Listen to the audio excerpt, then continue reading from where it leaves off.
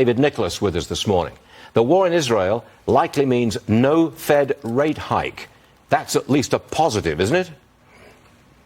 You know, you're right, Stuart. Going into the war, there was a 30% chance that the Feds would hike in November. Now it's flipped, 96% probability that the Feds will not hike interest rates. So that is positive for markets. But the big thing was, what are interest rates doing? How will that impact the economy?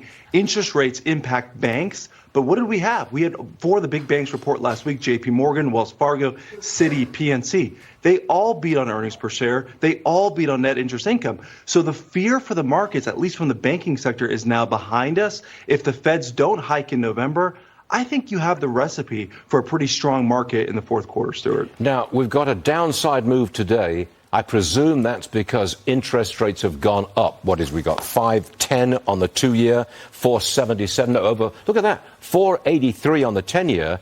That's why the market's down today, I take it. You agree?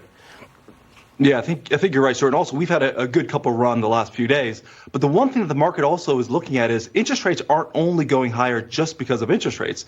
They're going higher because the market actually sees higher growth. If you look at the retail numbers this morning, the U.S. economy refuses to slow down in spite of what's coming out of our government. So I think we're going to see that momentum continue over the next couple of weeks, Stuart. Wow, I'm just looking left-hand side of the screen. The yield on the 2-year is now 5.15, straight up there. That's something else again. But look, David, I'm always interested in big dividend players. And you brought one today, National Storage Affiliates. They manage storage facilities. Do they really have a secure 7% dividend?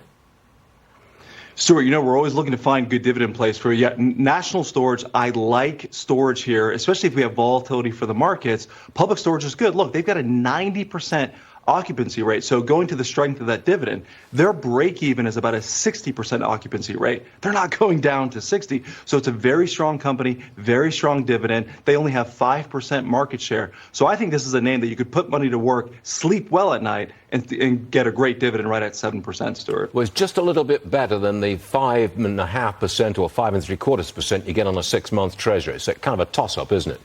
But you get a tax break on the treasury. Right.